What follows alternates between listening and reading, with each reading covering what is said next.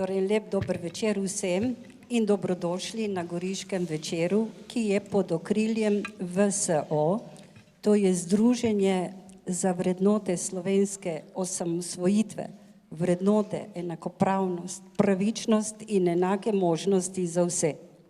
Pod trenutno vlado stalno poslušamo o njihovem čutu in skrbi za pravičnost, nažalost samo na njihovih ustnicah. Kajti v resnici se nam pred očmi odvija scenarij kulturnega marksizma, ki gradi na poblaznelih idejah in se širi kot rakaste celice po celi družbi zgolj in samo z namenom razbiti narod, ki posledično poškodovan ne more graditi skupne prihodnosti. V to nastrojenost sodi odrivanje krščanstva, ki je jedro evropske civilizacije. Asistirana pomoč pri samomoru, teorija spola, ukinjanje družine kot osnovne celice družbe, pretirana skrb za okolje, ki ne predstavlja nič drugega kot sovraštvo do civilizacije. Vse našteto skupaj z ukinjanjem demokratičnih dosečkov in simbolov samostojne Slovenije nas Slovence razdvaja in hromi. Nocoj se bo Erika Jazbar pogovarjala z gospodom škofom doktorjem Andrejem Sajetom, predsednikom Slovenske škofovske konference. Predvidevam, da bomo veliko slišali o problemih in stanju v naši družbi. Prijetno poslušanje. Torej, dober večer tudi v mojem imenu in seveda poseben pozdrav našemu odličnemu gostu, monsignorju doktorju Andreju Sajetu, kot rečeno, predsedniku Slovenske škofovske konference. V našo sredo smo ga povabili zato, ker letos Slovenska škofovska konferenca beleži svojo 30-letnico. Nekaj bomo povedali o tem, spregovorili pa bomo tudi ali predvsem o izzivih današnje cerkve na slovenskem, v srednjeevropskem prostoru in pa tudi v naši zahodni družbi. Doktor Saje, najprej posebna zahvala, da ste si vzeli čas za ta naš poseben košček slovenstva, da ste prišli v to dvorano, kot vsakokrat ponavljam, da vemo, kje smo. Tu smo na trgu Edvarda Kardelja, ob ulici Borisa Kidriča in Tito skrbi nas, sabotina, da bdi na nas, da je vse v redu. Vi prihajate iz drugačnega okolja, iz drugačne dežele, z Dolenjske. Na Dolenskem ste tudi škof, torej ste škof v domačem kraju. V škofa ste bili posvečeni pred 2 letoma, eno leto pa ste, oziroma lansko leto pa ste bili izbrani za predsednika škofovske konference. V škofa ste bili posvečeni v cerkvi svetega Kancijana, sedaj, če recimo vas približamo k naši zemlji, sveti Kancijan seveda je tukaj pri nas, oglejski, eden od teh 3 oglejskih mučencev, ki so v Škocijanu ob Soči, San Kancijan di Zonzo, torej ob Ogleju. Vaše škofovsko geslo, ki ste si ga izbrali, pa je Živimo po duhu. Kaj pomeni to geslo? Začnimo s tem pri predstavitvi. Ja, lepo pozdravljeni najprej. Vesel sem tega povabila, da pridem praktično z ene meje, tam naše hrvaške meje, ki je v bližini, na drugo mejo, ki danes pravzaprav ni več meja, ki je odprta. Smo se pogovarjali zdaj pred začetkom, da je to enoten kulturni prostor. Obe Gorici, na primer.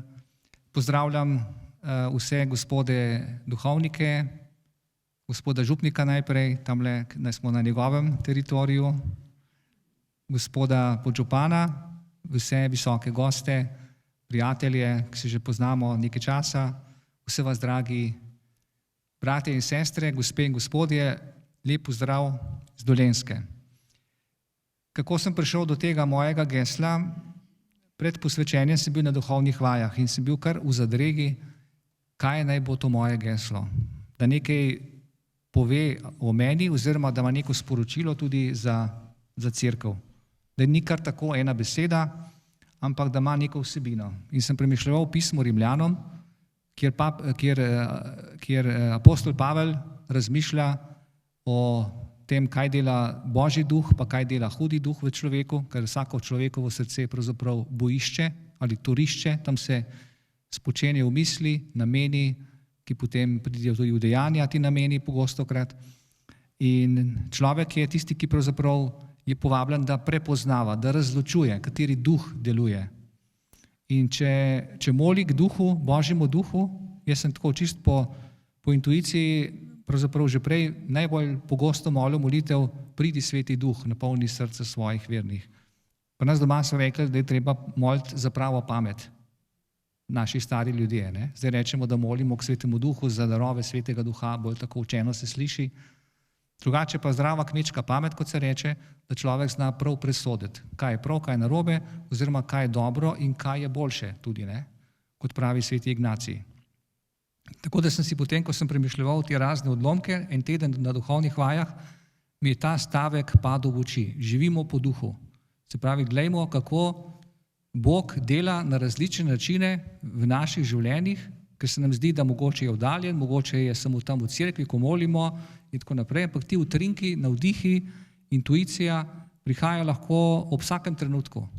Človek dobi, če je odprt, pa če dela pregled dneva, da malo kot bi film zavrtel nazaj, pogleda, kaj se je zgodilo, kako sem ravnal, zakaj sem tako ravnal, kaj me je gnalo, kateri je bil tisti instinkt ali vzrok, da me je nagnil k nekemu dejanju, ki sem ga naredil, je to dobro ali slabo, samo da pogledam, kaj se je zgodilo. Ne, da bi to vrednoto zdaj, pa bi se ne vem kaj tavko po prsih, ampak da vidim, kateri duh pravzaprav v meni prevladuje, kateremu duhu sledim. In to se mi zdelo zelo pomembno, ker danes imamo veliko raznih povabil ali pa utrinkov ali pa ne vem, izzivov v svetu. Mi mislimo, da smo samostojni, pa da smo svobodni, v bistvu pa se damo voditi od telefonov do reklam, do nekih ponudb. Tako da je pomembno, se mi zdi, živeti ozaveščeno. Se pravi, kot igralec, ki igra v gledališču, ko dvigne roko, ko naredi neko gesto, točno ve, kje so njegovi, bom rekel, roke, noga, kako se počuti, ne? Tako da bi se mi počutili tudi z duhovnega vidika, da bi vedeli, kaj se dogaja v nas. Ne da gledamo samo druge, kako so in kaj je narobe, pač pa da vidimo sebe, kako sem jaz, ker spremembe resnične se začnejo pri meni. Ponavadi gledamo mi druge, pa imamo kritiko, na druge letijo naše besede, ampak prave spremembe se začnejo z spremembo pri meni in potem se bo tudi to poznalo v okolici, kjer pač živimo. To se mi zdi pravi način. Kot pravi Jezus, ne glejte i veri v očesu svojega brata, kot pa imate bruno v svojem očesu. V duhovnika pa ste bili, če gremo nekaj desetletij prej, ste bili posvečeni v že samostojni Sloveniji, Ljubljanski stolnici leta 1992, na kar ste bili 3 leta tajnik ljubljanskega škofa Lojzija Šuštarja. Lojzij Šuštar je pomembno posegal in Slovenska cerkev z njim v letih slovenske pomladi, slovenske osamosvojitve in potem tudi na tem začetku te dolge poti narodne sprave. Na kar 10 let tajnik škofovske konference, ki bo danes recimo prva iztočnica najinega pogovora. Povejte nam torej pomen nastanka Slovenske škofovske konference pred 30 leti, zakaj je nastala, kako je bila organizirana prej Slovenska cerkev, je bila ena provinca v jugoslovanski škofovski konferenci, kakšno vlogo ima danes v svetu teh javnih institucij, kar dejansko je. Je samo ena reprezentančna zadeva ali ima tudi konkretne pristojnosti? Ja, nekaj ste še spustili vmes, ne, sem bil še najprej kaplan, tudi v Grosupljem, pa tako naprej. Tudi Koroško sem spustila, tako Koroški bomo kasneje.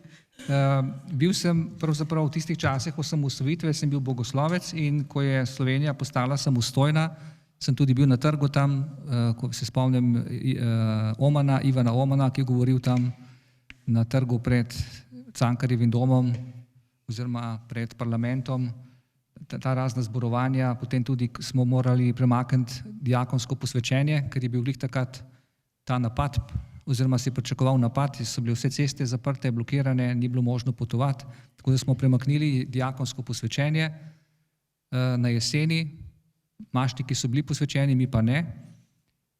Tako da potem sem pa čez 3 leta sem bil najprej, oziroma 2 leti sem bil kaplan v Grosupljem, potem sem pa bil tajnik pri nadškofu Šuštarju, ki je bil pravzaprav pobudnik ustanovitve Slovenske škofovske konference.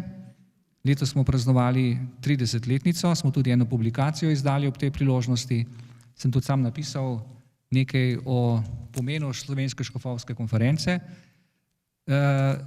Pobuda za to je nastala že pravzaprav, ko se je nadškof Šuštar, mislim, da je leta 70 oziroma 80, se mi zdi, da se je vrnil iz Švice, oziroma 80, ne?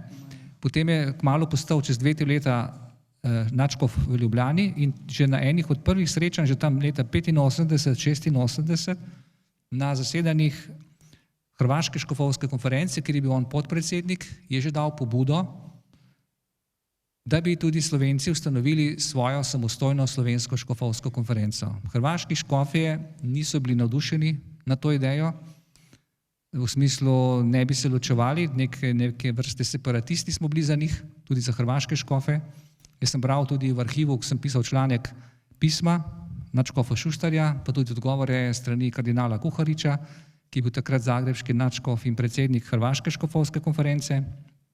Nadškof Šuštar je vztrajal, je rekel, Slovenci imamo določene posebnosti, ne samo jezik, gre tudi za kulturo, gre tudi za našo cerkveno tradicijo, smo malo drugačni, imamo nekatere svoje potrebe, tako da je že tam 85, 86 dosegel, da smo imeli Slovenci svojo tako imenovano pokrajinsko škofovsko konferenco znotraj jugoslovanske škofovske konference, se pravi neko delno samostojnost v okviru večje škofovske konference.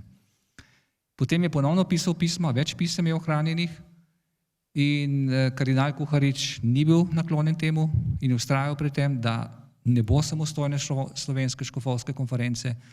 Tudi v Rim je pisal nadškof in utemeljeval to.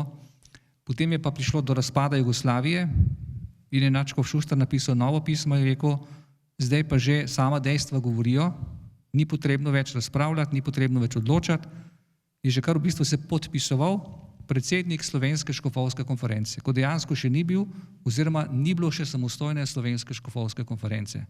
Tako da potem je kongregacija za škofe potrdila, se mi zdi februarja leta 1993 potem tudi statute in s tem tudi samostojnost Slovenske škofovske konference.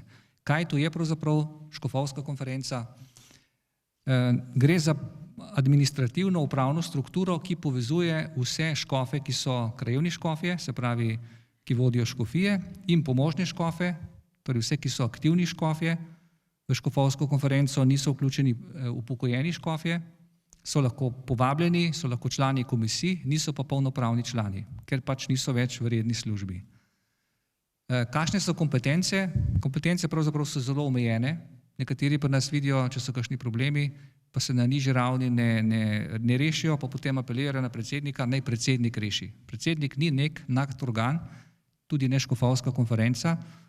To je pravzaprav struktura, ki povezuje škofe, predvsem kar se tiče pastoralnih aktivnosti, načrtovanja, da gre za enotno pastoralo. Mi smo pravzaprav majhen prostor, Slovenija ni tako velik prostor, da bi vsak škof imel nekaj svojega, posebnega, sploh danes ne, ker se zmanjšuje število vernikov, pa število duhovnikov. Tako da imamo recimo glede prevajanja knjig, liturgične knjige, mašne knjige, se pravi bogoslužje in tako naprej, se pogovarjamo o teh stvareh, kako nastopati oziroma usklajevati, da bomo enotni. Potem tudi v odnosu do države imamo to možnost, da se pogovarjamo skupaj in da nastopamo skupaj kot katoliška cerkev, ki jo zastopa potem tudi Slovenska škofovska konferenca. Nima pa škofovska konferenca ali predsednik nobenih pristojnosti, naprimer, da bi posegal v vodenje posameznega škofa, popolnoma nobenih, se pravi, nima nekega nadzora, to ima metropolit, mogoče v nekih teoretičnih primerih, če bi se kaj narobe zgodilo v neki podrejeni škofiji, da lahko opozori kaj ali kaj podobnega, drugače pa vsak škof popolnoma samostojen zakonodajalec in ki vodi svojo škofijo. Vsak škof. Jaz sem tudi vašega škofa Jurija obvestil, da bom tukaj nocoj, tako da ve, tako smo tudi dogovorjeni škofi med sabo, če gremo v drugo škofijo, da tudi jih obvestimo, da ne zvedo, kot reče, potem iz časopisa ali iz socialnih omrežij. Tudi škofom Redeljem sem se srečal prejšnji teden v Rimu iz sosednje italijanske strani Gorice. Se tudi poznava že nekaj časa, tudi kot pravnika oziroma tudi kot škofa sem ga že obiskal enkrat. To za začetek. Omenili ste civilno oblast. Sedaj, koliko lahko poseže predsednik Slovenske škofovske konference oziroma škofovska konferenca v javni diskurs in kdaj? Verjetno tu ste vedno v tistem precepu, ko nekateri vam očitajo, da se preveč vmešavate v politiko, drugi pravijo, da premalo posežete, ne vem, ko se gre za zakone in podobno. Koliko je to odvisno od vsakokratnega predsednika in katere so recimo te meje delovanja v javnem diskurzu?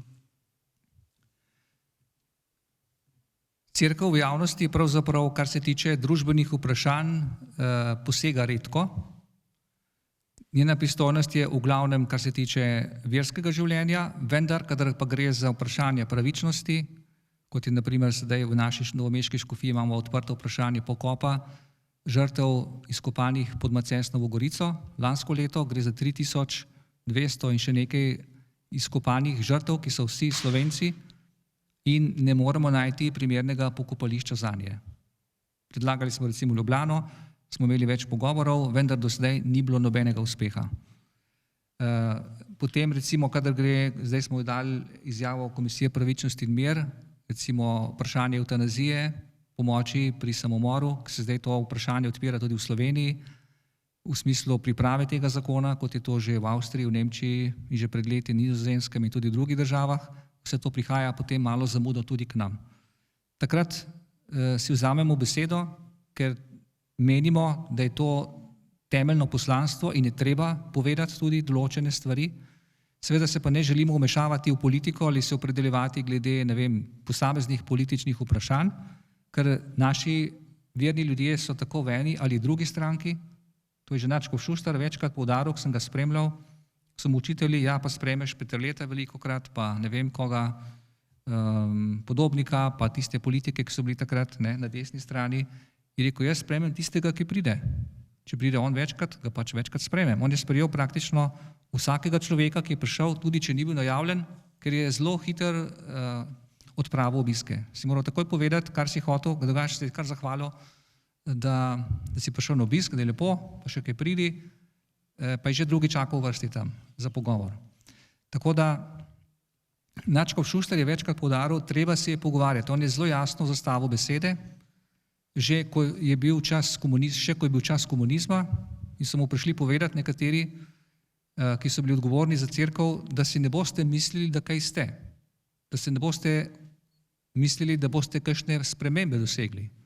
Ampak Nadškof Šuštar je bil zelo vztrajen. Je rekel, treba se je pogovarjati, treba je povedati, tudi če ni uspeha, treba je ponovno začeti, ker dostikrat se zgodi tudi v današnjih časih, da so politiki sicer zelo prijazni, pa so za dialog, vendar konkretno se nič ne pozna. Sam sem bil v teh zadnjih mesecih tako pri predsedniku vlade Golobu, ki je tukaj vaš domačin, sem bil pri ministrici za kulturo Asti Vrečko in smo se pogovarjali, tudi dvakrat sem bil potem še v kabinetu predsednika vlade in smo se pogovarjali tudi s sodelavci, vendar je zelo težko pravzaprav doseči kakšen napredek. Mi si želimo, da bi z dialogom prišli do nekega skupnega, torej da bi te potrebe, ki jih imamo mi vsi, jaz rečem, da smo pravzaprav kristjani, hkrati tudi državljani, imamo iste potrebe, eni smo verni, drugi nismo verni, moramo sodelovati, ne moremo si privoščiti, da bi vsak delal po svoje. In mi tudi podpiramo vse, kar je pozitivnega v vsaki vladi, nismo proti vladi, mi smo za vse, kar je pozitivno in podpiramo, vendar želimo tudi povedati in zastaviti besedo, kar se tiče naših pravic, recimo glede verske svobode, glede državljanskih pravic.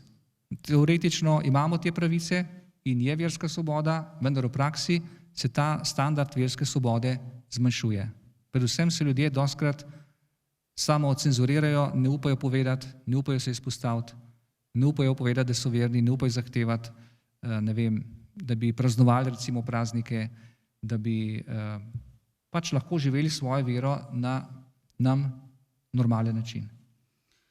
Specifika slovenske cerkve je tudi v tem, da je imela to izkušnjo totalitarizma, ki je trajal več desetletij, ko je bila cerkev sovražnik številka 1, tudi ker totalitarizem je hotel biti druga religija in zato je bila cerkev pomemben konkurent in zato je pretrpela marsikaj v prvih letih, desetletjih in dejansko vse do leta 1991.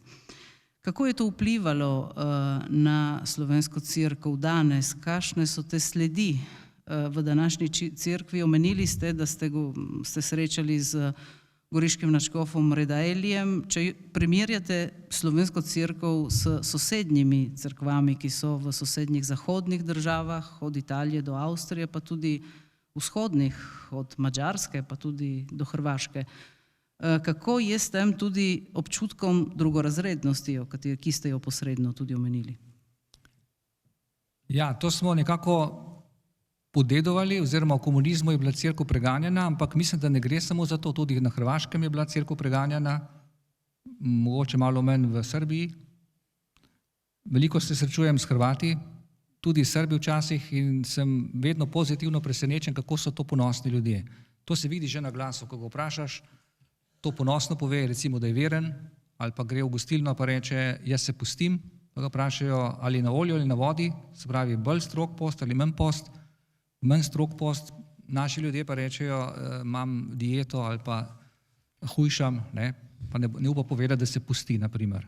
Torej, hočem povedati, problem je v posamezniku tudi, to je neka naša kulturna pogojenost tudi, slovenska, da imamo v primerjavi recimo s Hrvati, ali pa Srbi, ali pa z Bosanci, tudi z Italijani, manjšo samozavest.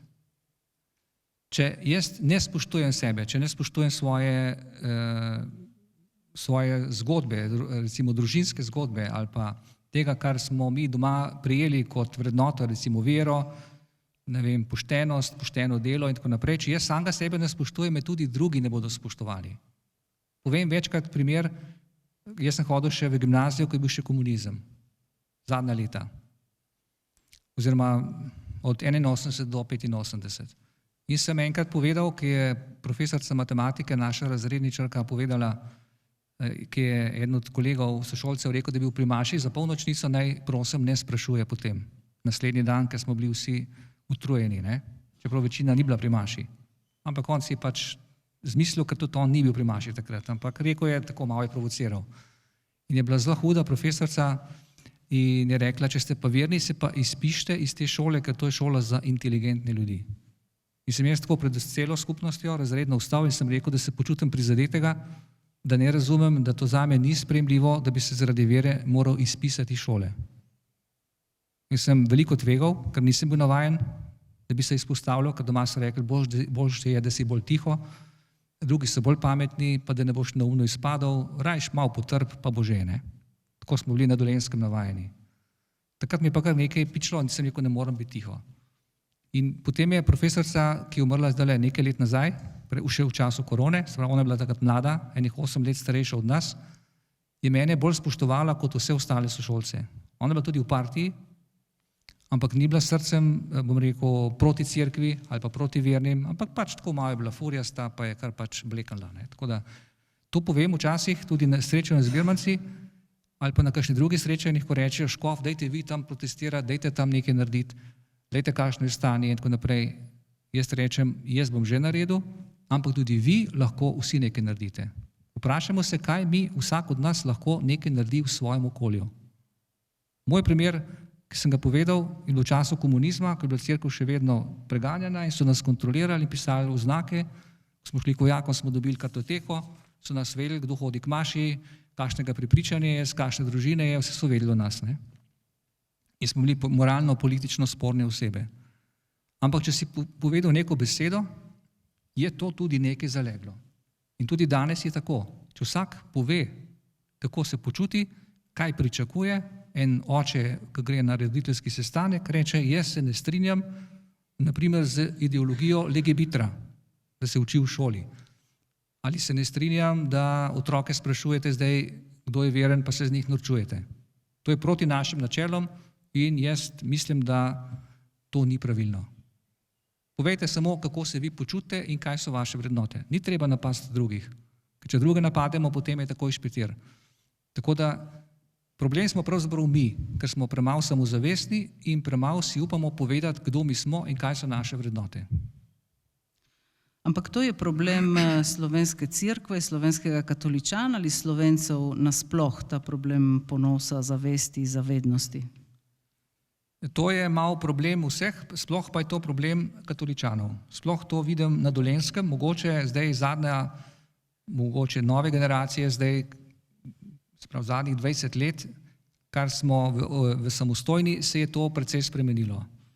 Jaz sem delal tečaje govorništva, ko sem tudi bil za stike z javnostjo, tam pozdravljam gospoda Gabriela, ki je zdaj prišel, ki je naš sodelavec na škofovski konferenci za stike z javnostjo. Ko sem bil to službo postavljen, sem šel na razne tečaje in delavnice na televizijo Slovenija za nastopanje, govorništvo in tako naprej.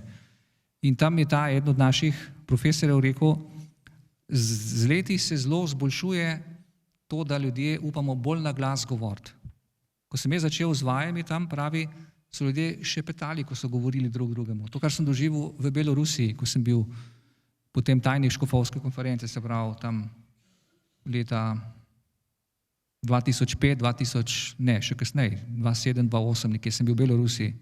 Sem vprašal tam eno sodelavko od škofa, jaz sem tako naredila, pravi bož, da nič ne govorimo, da ne bo kdo slišal, ne? Ko je šlo nekaj zaradi pač družbenih vprašanj in politike. Ker ne vemo, kdo kaj posluša in lahko nas potem to drago stane. Ljudje prej niso upali na glas govoriti, ker so se bali, da jih bo kdo zatožil, kaj mislijo oziroma kakšnega prepričanja so.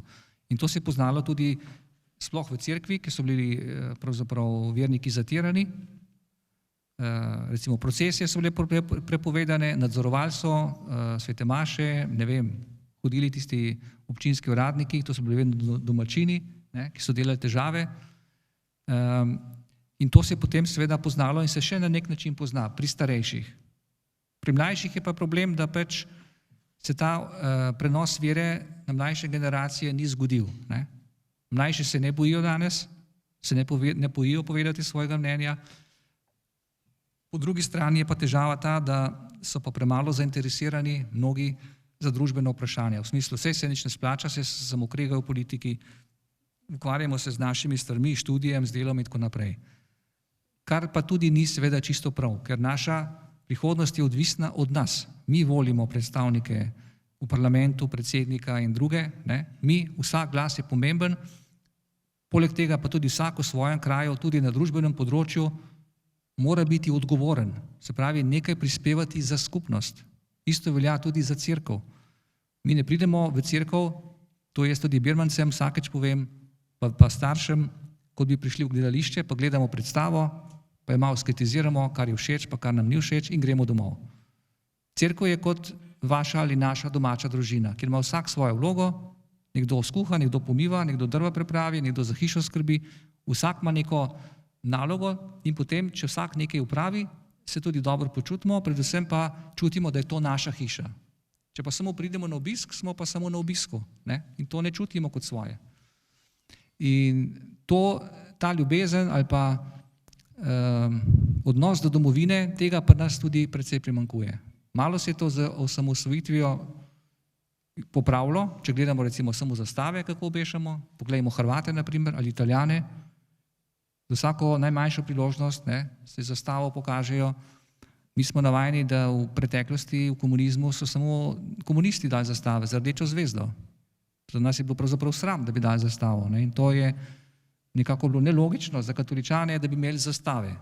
To je še zdaj, po osamosvojitvi se to spodbuja, pa še vedno tega zelo malo. Se pravi, premalo tudi ponosa, ne samo, da smo katoličani, ampak tudi, da smo Slovenci, da smo na Goriškem doma, da smo v naših krajih doma, kjerkoli pač smo. Omenili ste mlade, ki so bolj samozavestni, kot so bili recimo pred nekaj desetletji, starši pa jim ne uspejo posredovati vernosti, biti del cerkve, biti del občestva. Sedaj mi živimo v času velikih sprememb, ko poslušamo ob vsakem koraku, ko se preoblikuje marsikaj. Veliko je takih med nami, ki so individualisti, ampak po drugi strani tudi iščejo neko globino, so potrebni upanja, neke presežnosti, nekega občutka skupnosti, tudi neke duhovnosti. Zakaj ne najdejo poti do cerkve? Živimo v času sprememb, tudi kar se tiče naše vere, smo priča spremembam. En način tradicionalne vernosti se je nekako izpel in prihajamo v neko novo dobo. Kot sem rekel, ta avtomatski način, starši so bili verni, pa potem so bili otroci avtomatsko verni, saj tradicionalno verni, da so šli k maši, saj za večje praznike, tega ni več. Zdaj, zakaj je tako? Veliko je verjetno vzrokov za to.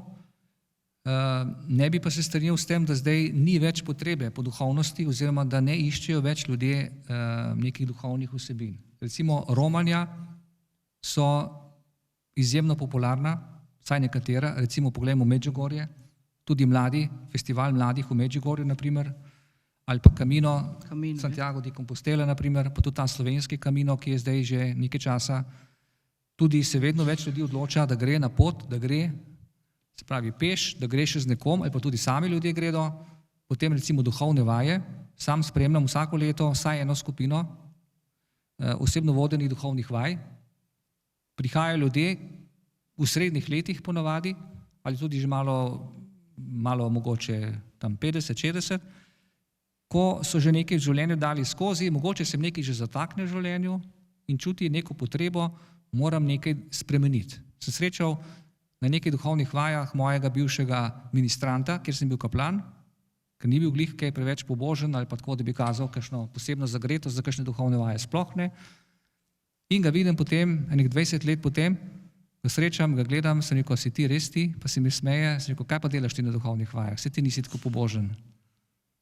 Pa si zdaj malo nasmejal, pa pravi, jaz imam podjetje, težko nam gre, zdravje mi šepa, dela nimamo dovolj, delavce moram plačati, material ne plačajo mi, skratka različne težave in sem gotovo, da moram tudi nekaj narediti zase, za mojo fizično plat, za moje zdravje in tudi za mojo duhovno plat, ker čutim, da človeške moči pravzaprav ne zadostujejo. Tako da ponavadi mora človeka nekaj stisniti, da potem postane odprt tudi za duhovnost. Načeloma so mnogi ljudje danes, torej vsi pravzaprav se imajo za neke vrste duhovne osebe. Ne? Seveda katoliško gledano rečejo, ne, to ne, ampak sem pa verujem, ne vem v kaj, ne, v nekaj že in tako. Mi kristjani pa točno vemo, ne, naša vera je vera v konkretno osebo, Jezusa Kristusa, ki je bil resnična oseba, za katerega verujemo, da živi, da je med nami, da ga prepoznavamo po Božjem duhu, ki nam je dan, če smo seveda za to odprti, če reflektiramo svoje življenje, je to možno, seveda kdor pa pač se na to požvižga, potem pa seveda tudi ne, tako da imamo take in take možnosti, ne? Tako da recimo oratorij je zelo uspešna struktura, ki je zadnjih 20 let že skoraj izjemno uspešna struktura za mlade, ki prihajajo tudi neverni, potem recimo skauti, sam tudi spremljam na Dolenjskem, oratorij sem bil na srečanju z mladimi, skaute tudi, sem pred kratkim srečanje za te voditelje, ko se pripravljajo na letošnji tabor, prav tako oratorij. Pri mladih je izjemno navdušenje. Samo če najdejo en krog, kjer se lahko uresničijo. Imajo ogromno idej, ogromno energije, potrebujejo pa okolje, kjer imajo podobno mišlječe okrog sebe. En sam seveda ne bo prišel. Mora imeti s sabo prijatelje, tisti, ki ga razumejo, ki ga podpirajo in predvsem cenijo skupnost. To, kaj delajo, pravzaprav niti ni tako pomembno. Reče, bilo je dobro, bilo je fajn. Kaj ti bi bilo povšeč? Ja, to, da smo bili skupaj, pa smo se pogovarjali. Pa jejo cel teden makarone, pa pico, pa hrenovke, pa spijo na tleh. Skratka, zelo v skromnih razmerah, ampak so zelo zadovoljni, ker so doživeli skupnost, ker so z nekom, s katerimi so se povezali, ki jih razume, ki jih podpira in s katerim tudi preživi čas, se z njim lahko pogovarja, skratka, deli z njim svoje življenje. To je tisto, kar mi ljudje potrebujemo. In to se je pokazalo tudi v času korone. Potrebujemo žarišče v bistvu, ne, to občestvo.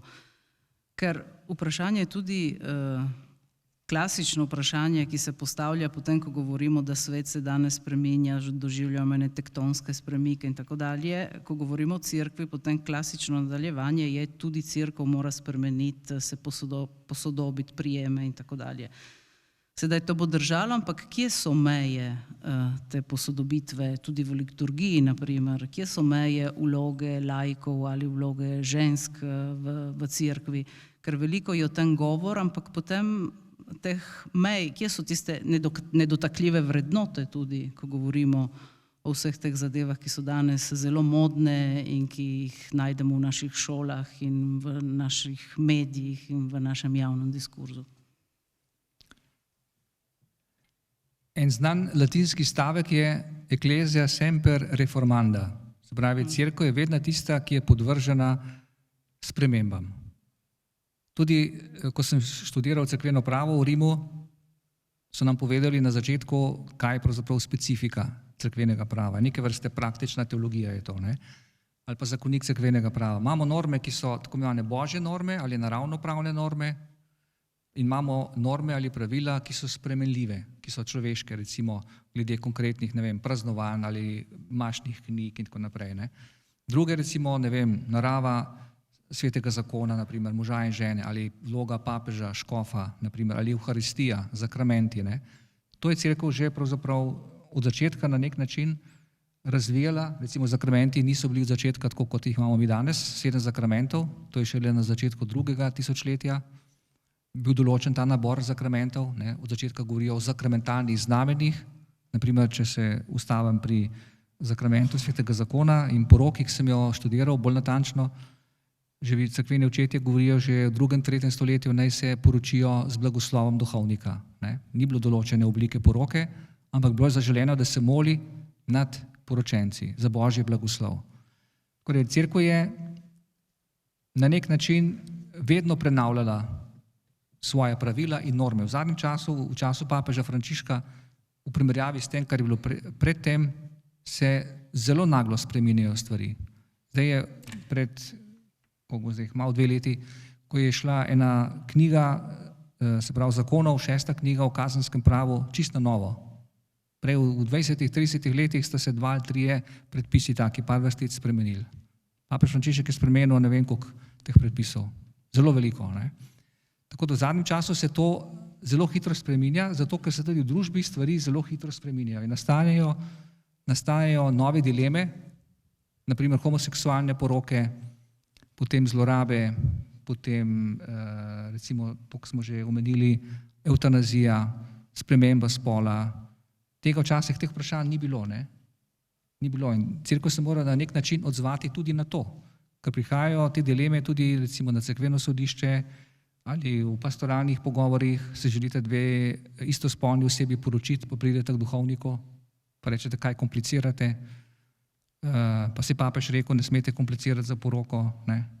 Pa se mi se želimo cerkveno poročiti, pa mnogi se ne želijo, pa tako naprej. Torej, kako postopati? To so te nove dileme, ne? Zdaj, kje so meje? Meje, kar je človeškega, je vedno spremenljivo, je možno spremeniti. Se pravi, kar se tiče zakonov, ki so človeške narave, jih je vedno možno spremeniti. Zadnji predpis v zakoniku cerkvenega prava 1752, številka, pravi, da najvišji zakon v cerkvi je blagor duš. Salus animarum suprema lex. Se pravi, vse, kar delamo z namenom, da pomagamo človeku, da pride do končnega cilja, do odrešenja.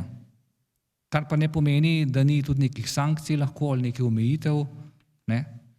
Vemo, da v življenju tako, da so vedno neke omejitve, da tudi prav, da so, da človek se zna tudi čemu odpovedati, da ve, kaj je prav, da kaj narobe, ne? Ker če ni omejitev, potem dela neumnosti.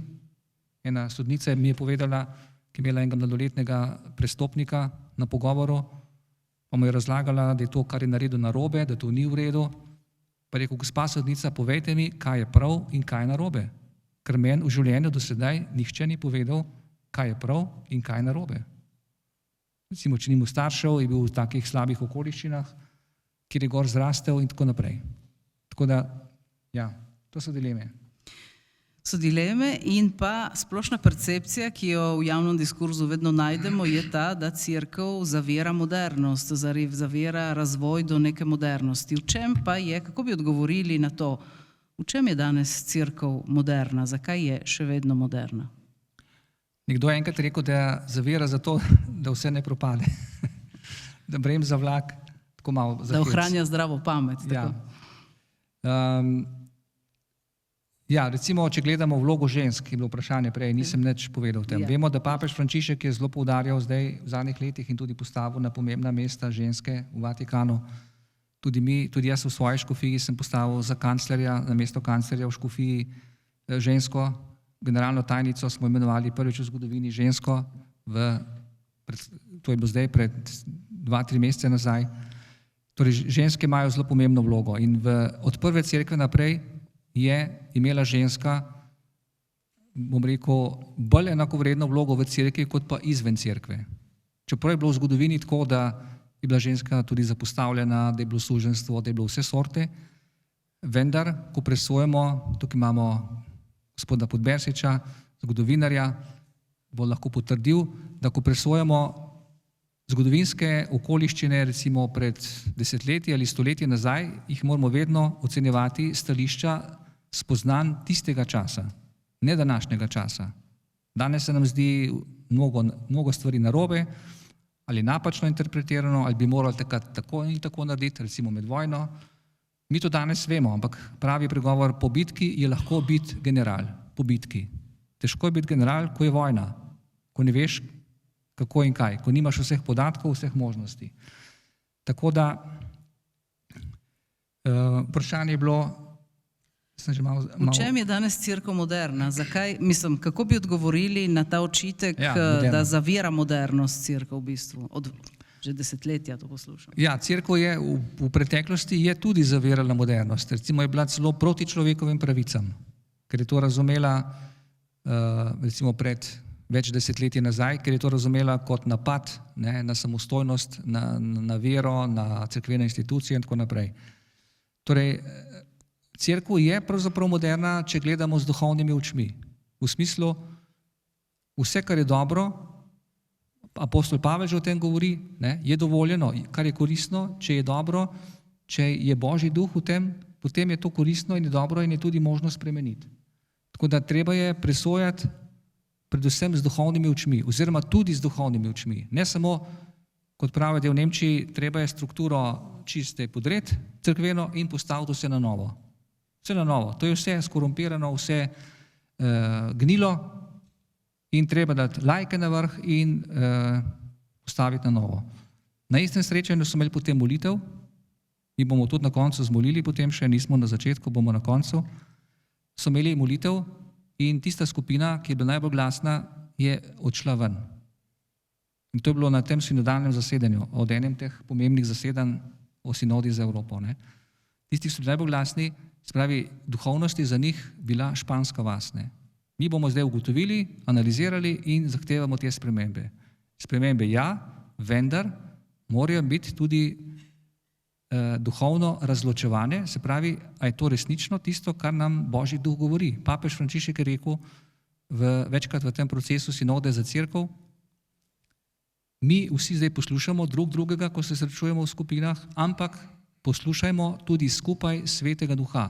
Kaj nam bo povedal? Mi še ne vemo, tudi papež še ne ve, katere spremembe pravzaprav so zdaj potrebne oziroma so v Božjem načrtu. Zato je sprožil ta proces sinode in povabil širši oziroma najširši krog vernikov, celo nevernih, pravi. Vprašajte neverne, vprašajte tiste, ki so na obrobju. Ne samo župnike, Tudi ko za nove škofe iščejo, sprašujejo zdaj čist ljudi, ki nimajo praktično nobene veze z konkretnim verskim življenjem. Vprašajo, kaj pa ti misliš, recimo, kdo bi bil lahko škof? Zdaj se išče škof v Kopru, na primer. Povejte, kdo bo škof v Kopru? Ja. To je zdaj pomembno vprašanje. Tako da molitev je izjemno pomembna stvar, se pravi tudi za osebne odločitve. Če človek moli, če je duhoven človek, če redno moli, dnevno in izroča, prosi, se zahvaljuje, potem mu tudi Božji duh da navdih, kako kaj narediti. Ne? In tudi katere spremembe so potrebne in do katere meje. Ne? Tako da je težko reči samo do tukaj, lahko tudi čez. Recimo zdaj vedno je veljalo, recimo, ne vem, ločeni ponovno poročeni, da ne morejo kot obhajilo. Papež pravi, v določenih primerih pa mogoče so tudi kakšne druge opcije, na primer. Papež je zdaj, ko smo bili v Rimu, je povedal, pravi duhovnik ali pa škof mora biti blizu ljudem, blizu. Ko sprašuje za škofe, a je il vescovo je večino ali popolo? Pa mu je rekel župnik, ja, jaz sem blizu ljudem. A poznaš njihova imena ljudi? Ja, poznam. Je rekel, ne samo, da poznam imena faranov, celo imena psa njihovega poznam. Se pravi, da je vstopil v neko družinsko življenje. Ne? Tako se je malo pohečal. Ja. Ko ste že govorili o spremembah, ki so potrebne, do pomembnih sprememb pa je prišlo v zadnjih desetletjih v negativnem smislu, vsaj če gledamo hic et nunc. Izgubili smo v družbi klic za življenje, v cerkvi pa klic za duhovništvo. Sedaj, kako naprej, oziroma kje najti tisto pot, ki bi peljala drugam, oziroma je na Zahodu sploh možna ena drugačna pot, ali smo že na koncu neke civilizacije? Seveda je možna pot, dokler smo živi in imamo možnost odločanja ali soodločanja, je vedno neka sprememba možna. Je pa res ta ugotovitev pravzaprav žalostno dejstvo, predvsem v Evropi, da smo priča tako imenovani kulturi smrti. Se pravi, ne samo, da je vedno manj rojstev, da je tudi, da se širi ta kultura, da je, če je človek zelo bolan, da se mu potem pa lahko pomaga, da umre, ne? Ali da se ga celo evtanazira, se pravi, se mu da neko sredstvo, da umre. Se pravi, gre za spremembo pogleda na človeka, na kulturo življenja, kar je izjemno problematično. Mi razumemo, verni ljudje, da nam je življenje podarjeno, se nismo sami poklicali in tudi verujemo, da nam bo življenje pač oduzeto, takrat, kadar bo pač Božja volja oziroma se bo nadaljevalo v novi obliki. In vse druge te nove spremembe so zelo nevarne za mnogo novih področji. Naprimer, vprašanje, katero življenje je vredno in katero ni vredno. A zdaj pa, če je človek bolan, potem pa ni vreden. Razumemo, da nekateri se počutijo mogoče odveč ali trpijo ali zelo trpijo, ampak ponavadi je to vprašanje tistih, ki bi radi si pomagali, da bi umrli čim prej, ker nimajo ob sebi ljudi, ki bi jih razumeli, ki bi jih imeli radi, ki bi jih sprejemali ali podpirali. Mogoče so tudi kakšni drugi primeri. V glavnem, če smo pri tem vprašanju evtanazije oziroma asistiranega samomora, smo na tako imenovanem, kot pravijo moralni teologi, na področju spolskega klanca. Najprej samo za nekatere primere, samo za izjemne primere, potem pa pridemo do dejstva, kot je na primer na Nizozemskem, da evtanazirajo danes, nekaj mesecev imajo zakon, tudi otroke od 1 do 12 let. Je tudi že dopustna evtanazija. Če otrok recimo zelo bolan in se starši tako odločijo, potem je vprašanje tudi, ne vem, darovanja ali prodaje ali preprodaje organov, na primer, ne. Potem kdo bo to odločal, kateri zdravnik bo to naredil. Živilni zdravniki pravijo, da ne delajo več ali pa zelo neradi evtanazijo živali, kaj šele ljudi. Zdravniki so praktično skoraj enoglasno proti temu, zdravniki. Sam poznam veliko zdravnikov in sem bil tudi v zadnjem času v stiku z njimi. Večina zdravnikov, tudi nevernih, je proti evtanaziji, da se to ponudi kot, ker je to tudi obremenitev za njih. Zdravnik ima zavezo, da bo pomagal življenje reševati, tako imenovano Hipokratovo zaprisego. To je pa nekaj čisto novega zdaj, da bo on dal injekcijo zato, da bo človek umrl. Čeprav tisti, ki to zagovarjajo, reče, mi samo pomagamo, da človek ne trpi.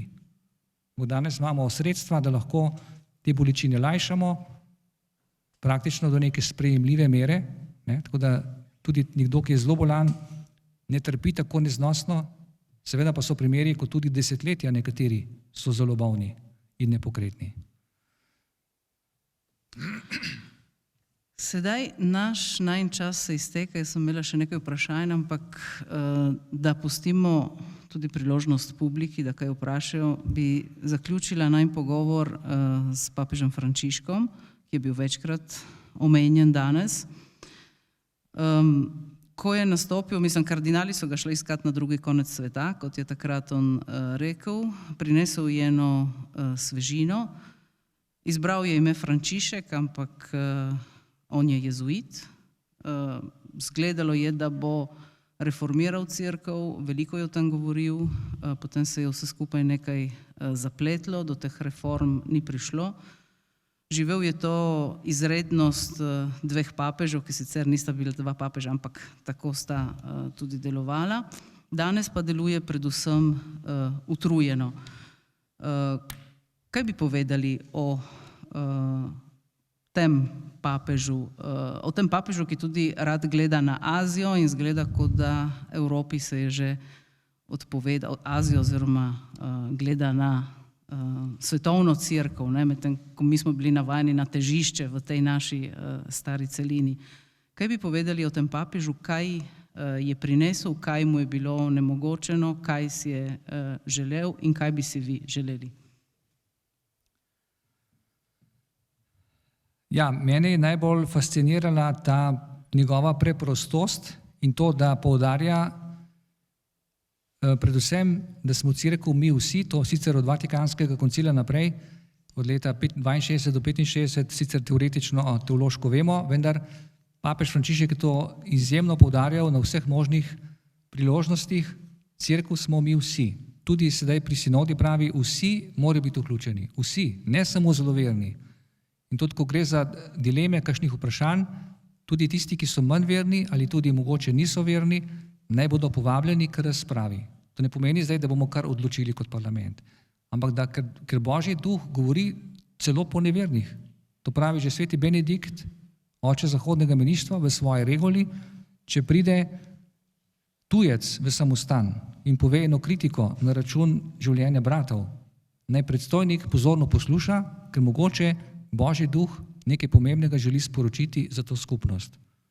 Tako tudi papež Frančišek je v bistvu blizu ljudem, res je, da je že ostarel in malo tudi omagal. Sam sem se zelo blizu tako srečal prejšnji teden, nisem imel prilike, da bi z njim govoril, ampak sem bil zelo blizu njega in sem to tudi zaznal, opazil.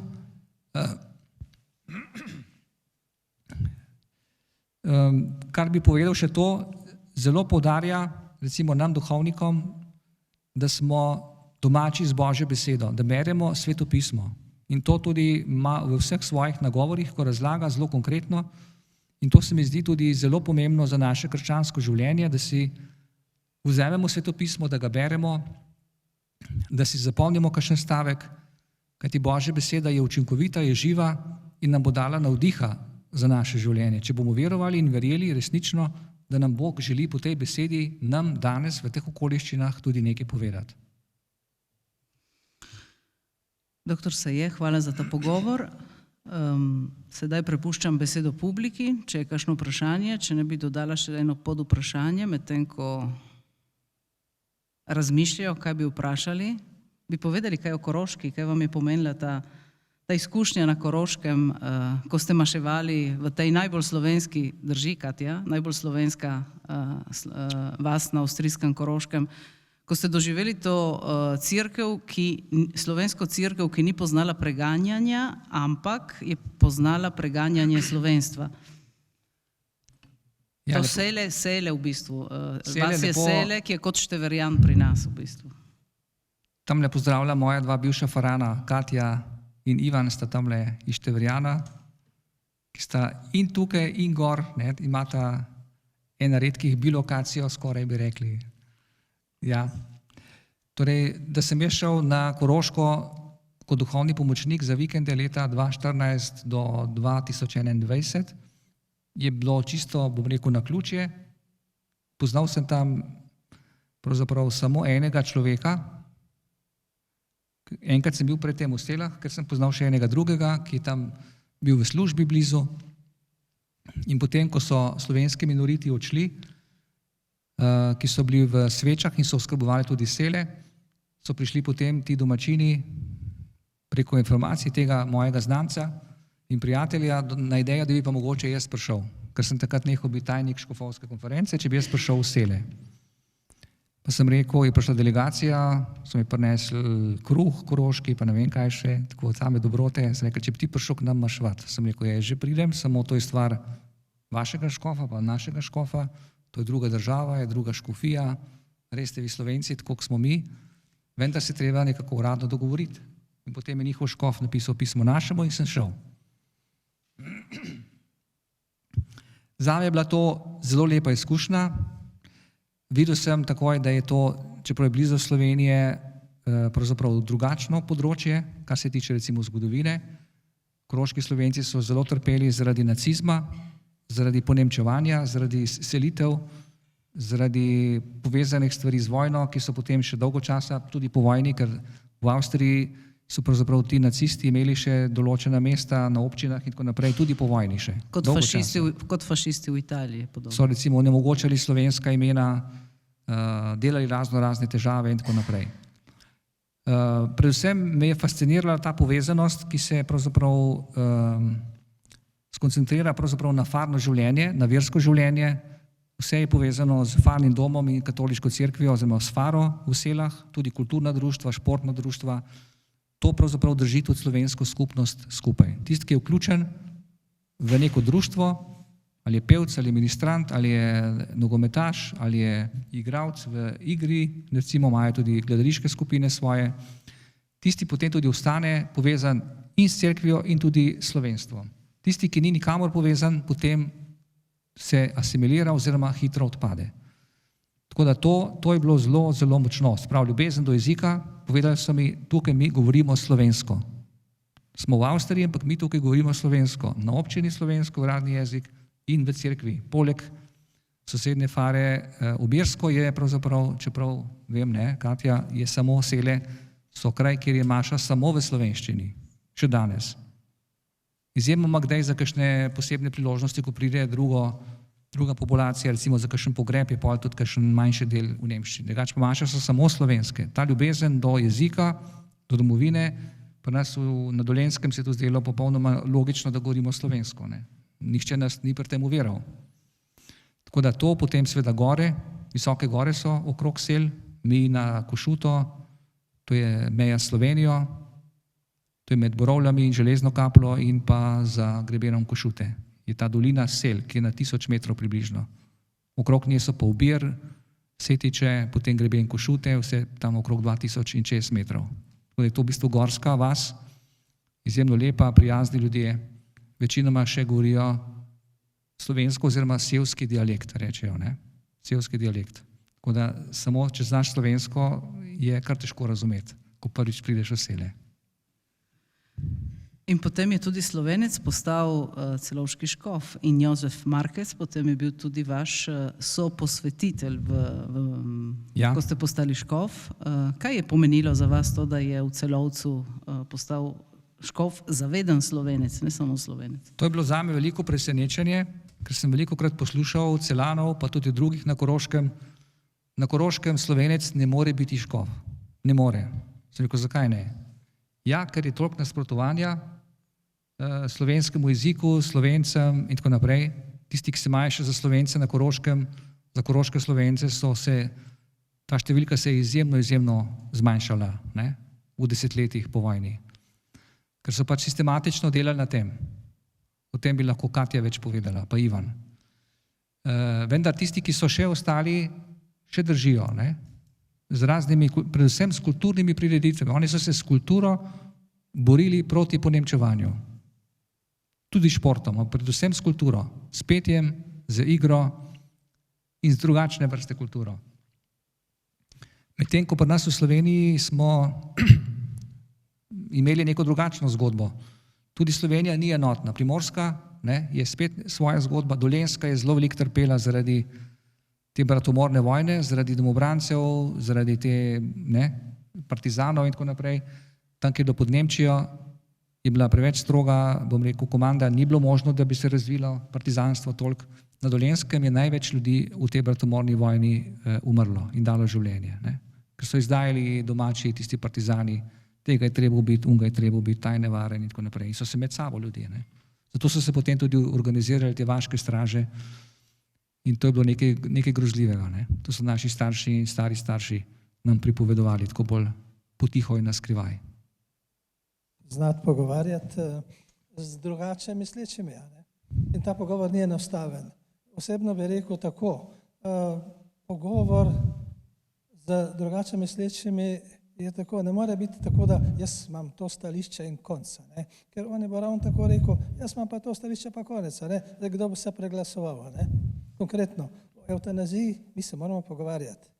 Ni rečeno, da moramo odstopiti od svojega stališča, ampak mogoče poskusiti razumeti tiste, pa bo mogoče naša dikcija, naše besede bodo malo drugačne, kakor tiste, ja, mi smo, ne vem, kristijani, moramo tako. Zato, ker nas tako učijo, ker smo tako naučeni in tako dalje.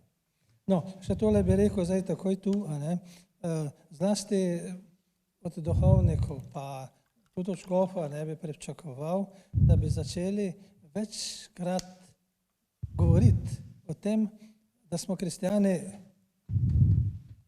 v zgodovini recimo zelo pomembno vlogo odigrali. In sicer to, da smo dali idejo, da je pred Bogom so vsi ljudje enaki.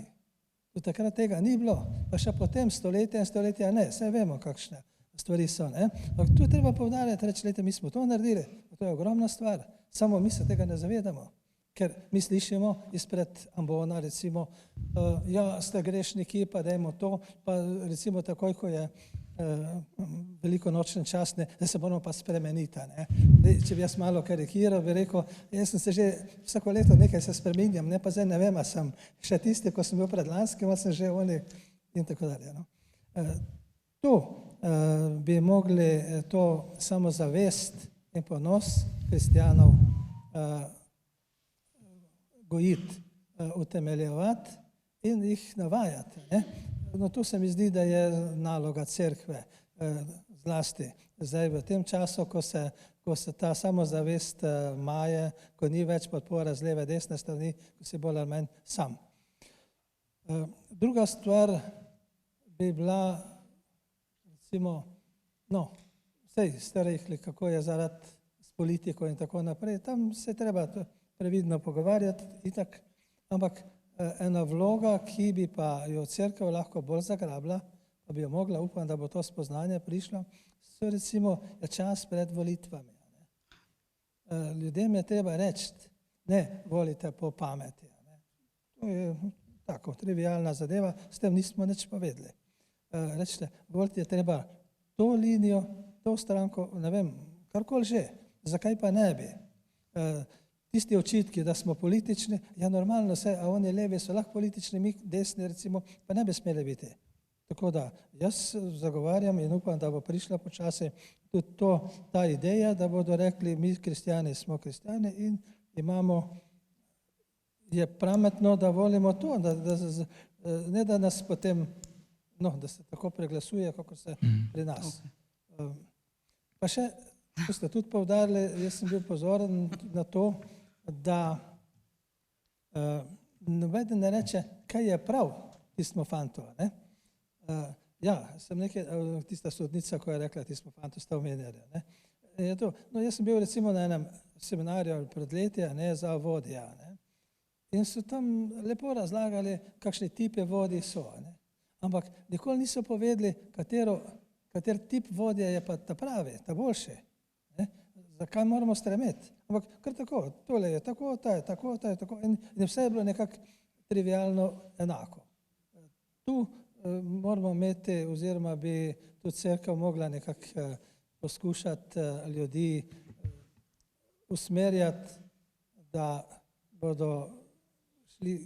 bomo nekako začeli razmišljati pravo smer, Hvala. da nam ne bo vseeno. Če lahko krajše Hvala, če si lepo posege, dal. da damo tudi drugim možnost. Vprašanje.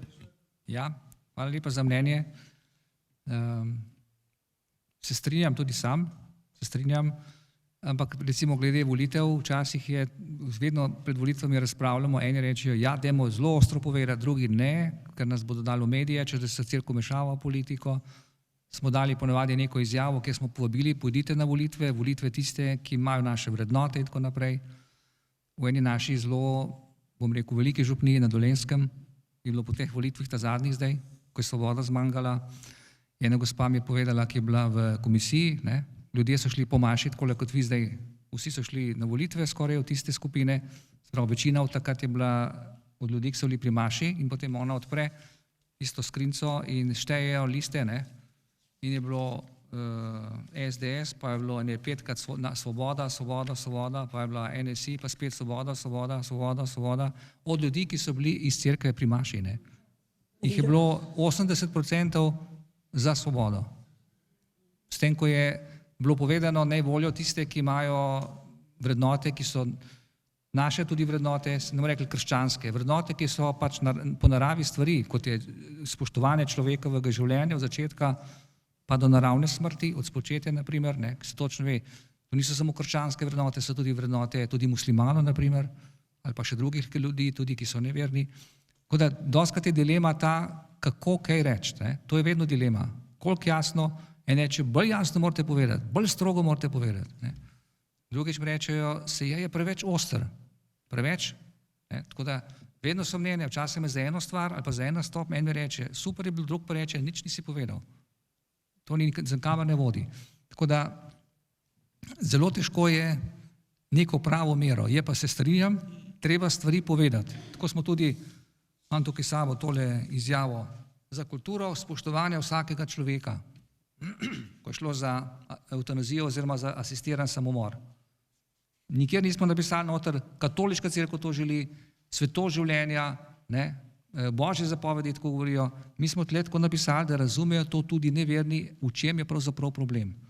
Da to ni samo pomoč tistemu človeku, ki bo lažje potem umrl ali pa hitro umrl, ampak da je tle nešteto novih problemov, ki se odpirajo in ki so zelo nevarni in ki pomenijo kulturo smrti. Ne samo, da bomo ta starejšim pomagali, da bodo umrli, ampak nasploh kultura smrti, ne poroke, istospolne poroke, ne imeti otrok, uvažati, ne vem, delovno silo od nekje drugje, ne. Polno novih vprašanj, ki v bistvu se tako čist, nekako kot voda, ki naraste, pa te preseneti, pa pride v hišo, se to širi od nekje drugje tudi k nam, ne. Zato je treba biti pozoren, jasno povedati, vendar spremembe ne bodo prišle od moje izjave, ne. Reče, škof itak mora tako govoriti. Če boste vi to zastopali v svojem okolju, bo veliko več učinka. Veliko, ne? Zato vas res prosim in povabim, da vsak od nas na svojem področju, kjer je, na vasi, v službi, med upokojenci, v šoli, ne vem, kjerkoli, da reče, zame je to pomembno, pa pove, zakaj je to pomembno. Koliko vi čutite, se vam je Bog dal pamet in razsvetljenje Svetega Duha, vsak od vas lahko nekaj tudi takega pove, ne? Vaša izkušnja povejte, to tisto, kar zaleže. Če jaz razlagam nauk, je eno, če povem svojo izkušnjo, to ljudje bolj poslušajo. Kot Jezus je govoril zgodbe, kaj se je zgodilo tam in tam. Se mi zdi, da je v cerkvu zelo, kako bi rekla, da ni stroga. V primeru škofa Stresa, nadškofa Urana, pa je bila zelo stroga. Me zanima, kako pride do tega, po eni strani tako, po drugi pa taka velika strogost. Ja, tudi v nekaterih drugih primerih se tako zdi, ne? Ko pride odločitve strani Svetega sedeža, se zdi včasih, enkrat je zelo strogo ali pa tako obravnavano, drugič je pa v nekem drugače, ne? Torej, kar se tiče škofov, to presoja Sveti sedež. Slovenija, naša cerkev, s tem pravzaprav nima vpliva na to, kakšne so te odločitve. Sveti sedež na podlagi, ne vem, informacij, ki jih ima, odloči o neki stvari, ne. Tako da v preteklosti se škofom pravzaprav nič ni zgodilo, pred desetletji, ne. danes jih zelo hitro odstavijo. Predvsem je problem vodenje, kdor slabo pridiga, zaradi tega ga ne odstavijo, ne? Problem je kriza vodenja, se pravi odločanje, kar pa ima seveda potem posledice, če nekdo potegne napačne odločitve, ni nikoli samo sam kriv, če je škof, ne? Je vedno neka druga skupina še, svetovalci, ekonomisti ali ne vem kdo, ki so pač njegovi sodelavci, ampak je neka sokrivda pa je lahko, ne? Tako da bi težko kaj konkretnega rekel na to. Zakaj je tako in je drugače? Je izgledalo kot skoraj, da mediji in politika vplivala takrat, ko se je tisto dogajalo. Ja, mediji se zelo zanimajo in delajo svoje zgodbe, ki so bolj ali manj točne. Seveda cerkev je vedno zanimiva, kost za glodanje in to dostikrat hočejo narediti razdor med nami in sprašuje enega, da bi dal neko mnenje proti drugemu in tako naprej. Mi želimo, in jaz tudi sam osebno poudarjam, enotnost, povezanost, tudi če imamo težave in seveda jih imamo, kdo jih nima, da se o tem pogovarjamo in da tudi same poskušamo najti rešitve, ne pa da peremo umazano perilo, na primer v medijih. Ne. Čeprav mediji ne bi delal tle krivico, ne, ker tudi mediji nas spremljajo, mediji imajo izjemno pomembno vlogo in tudi pri razkrivanju nepravilnosti v cerkvi so imeli in imajo mediji tudi zelo pomembno vlogo, naprimer pri odkrivanju, ne vem, spolnih zlorab ali pri drugih nepravilnostih, ki se mogoče drugače ne bi začeli tako odvijati, kot so imeli mediji pomembno vlogo. Mediji imajo vlogo predvsem v službi resnice in pravičnosti. Kaj je res, je treba povedati na nek primeren in dostojanstven način in v primernem času s primernimi besedami. En lep dober večer tudi v mojem imenu. Eno kratko vprašanje. Smo namreč na teritoriju Škofije Koper. Vemo, da je naš ordinarij škof Jurij že podal odstopno izjavo, ker izpolnil 75 let. Tudi vi ste prej omenil pomembnost imenovanja novega škofa. Občutek pa imam, da neke stvari tečejo zelo počasi ali pa skoraj nikamor in me zanima, kaj je v ozadju in kdaj bomo dobili novega škofa. Ne, da jaz ne bi bil zadovoljen z Jurijem, ampak mislim, da so pričakovanja kljub vsemu velika. Hvala. Ja, to je zelo pomembno vprašanje, ampak to je vprašanje za, kot bi rečemo, za $1 milijon, ne. To pravzaprav po mojem še nihče ne ve. Ne kdo bo, ne kdaj bo. Želimo si, da bi bil kmalu, ne, kmalu. Kdaj to bo, to mi sprašujemo tudi. Jaz tudi včasih gospoda Nuncija vprašam, ne, pa samo tako, kaj po vinkih pove, v bistvu nič ne pove, ne. Tako da oni vse delajo tako, da ne govorijo o tem, delajo pač postopke, vodijo, včasih je hitro, včasih ne. Zakaj je tako? Nimam odgovora. Ja. Vatikanska diplomacija je skrivnostna, ne? Oni ne povejo, kaj delajo, kako delajo, kdaj bo, samo pokličejo potem pa rečejo, papež te je imenoval za škofa. In potem te kap zadene.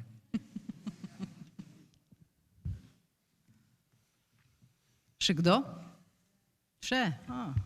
Pozdrav še z moje strani. Mene pa zanima vaš pogled na ideje, ki se pojavljajo v zvezi z morebitno ukinitvijo celibata. Z ukinitvijo celibata? Ja.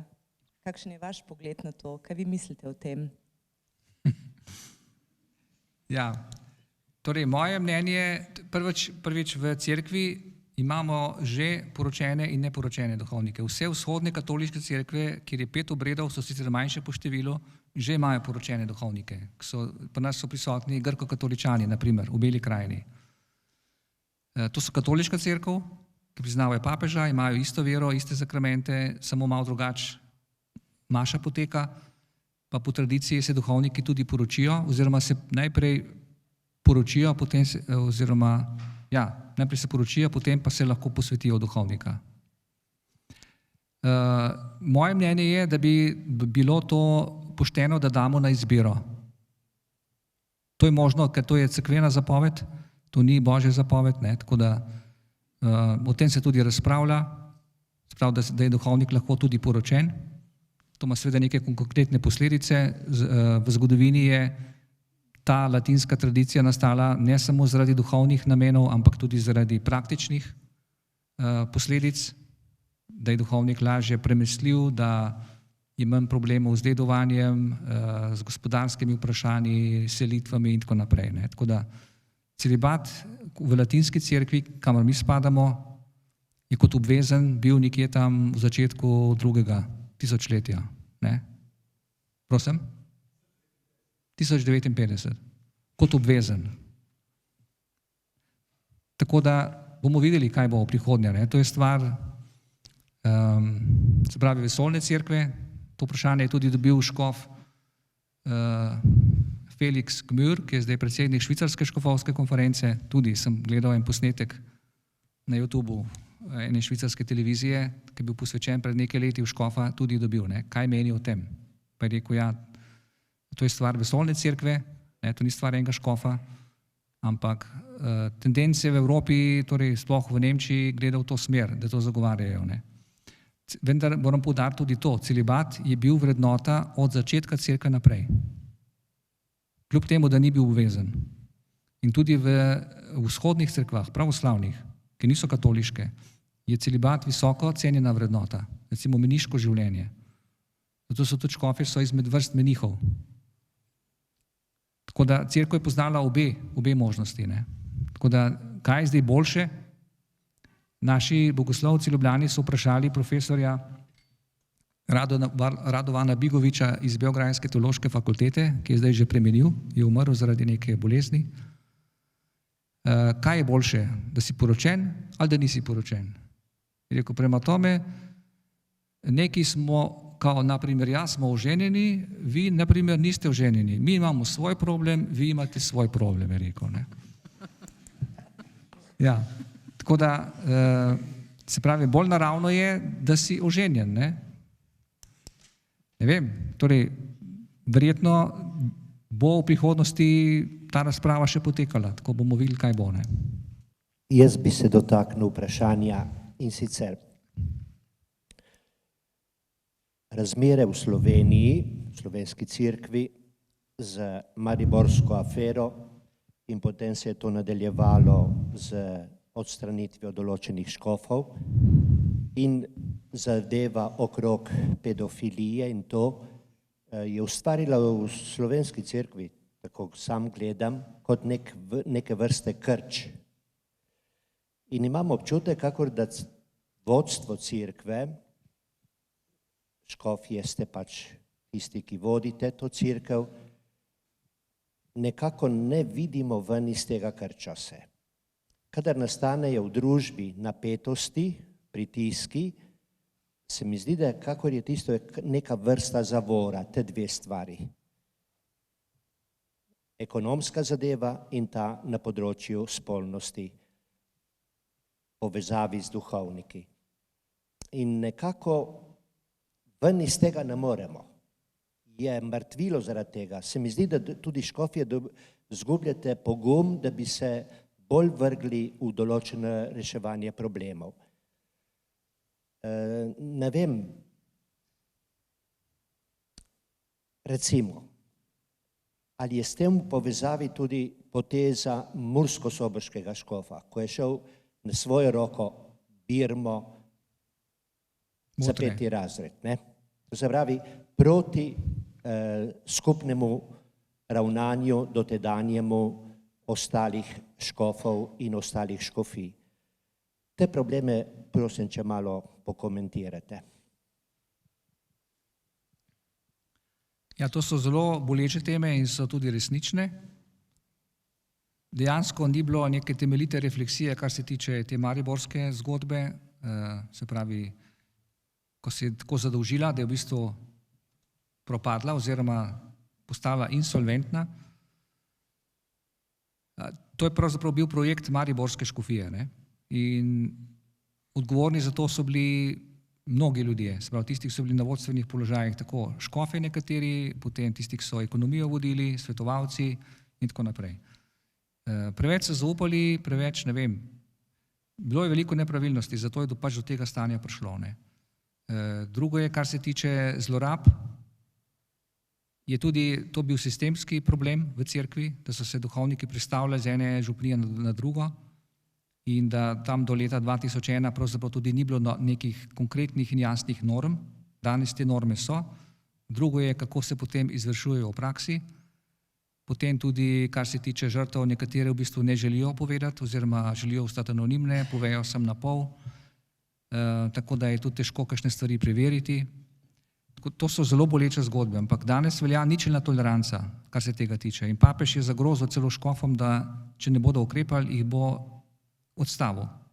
Zelo jasno. Tako da zato se tudi danes to pravzaprav pogosto dogaja in tudi vse postopke v bistvu vršijo kontrolo tudi v Rimu nad nami. Kar se tiče recimo postopkov glede duhovnikov, ki so zagrešili spolne zlorabe oziroma nasilje. Ampak kljub temu, tudi v Rimu to poteka zelo počasi in stvari ne potekajo tako, kot bi morale. Jaz bi še na kratko vprašanje. Mislim, da sem zasledila, ko ste bil zadnjič v Rimu, da ste govorili tudi o solidarnosti slovenske cerkve.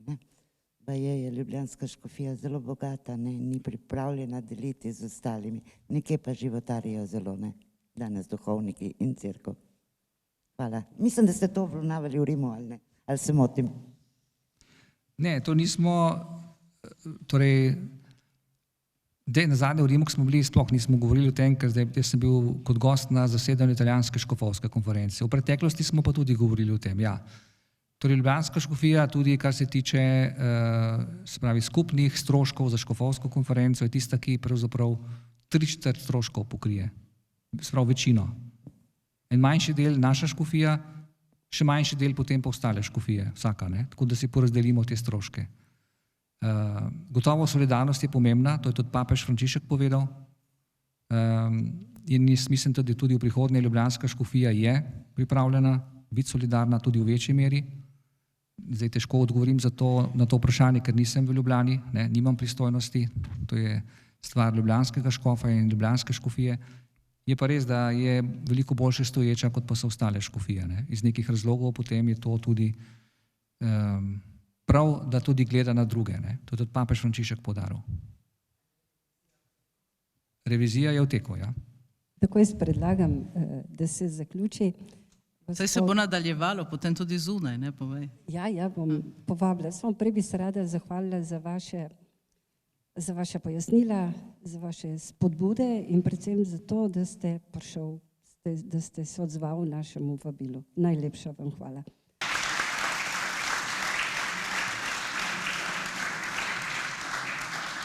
Se zahvaljujem za povabilo, za vodenje gospe Eriki Jazbar, gospe Vanda, gospe Vandi Mervič in vam vsem, ki ste prišli. Vam želim lep večer, pa da ostanemo povezani, samozavestni, da držimo skupaj in smo odprti Božjemu duhu. Pa še zmolimo en Oče naš, Zdrava Marija in slava Očetu. V imenu Očeta in Sina in Svetega Duha. Oče naš, ki si v nebesih, posvečeno bodi Tvoje ime, pridi k nam Tvoje kraljestvo, zgodi se Tvoja volja, kakor v nebesih, tako na zemlji. Daj nam danes naš vsakdanji kruh in odpusti nam naše dolge, kakor tudi mi odpuščamo svojim dolžnikom in ne vpelji nas v skušnjavo, temveč reši nas hudega. Zdrava Marija, milosti polna, Gospod je s teboj, blagoslovljena si med ženami in blagoslovljen je sad tvojega telesa, Jezus. Sveta Marija, Mati Božja, prosi za nas grešnike, zdaj in ob naši smrtni uri. Amen. Slava Očetu in Sinu in Svetemu Duhu, kakor je bilo v začetku, tako zdaj in vselej. Gospod z vami. Blagoslovi vas vsemogočni Bog, Oče in Sin in Sveti Duh. Srečno in lahko noč.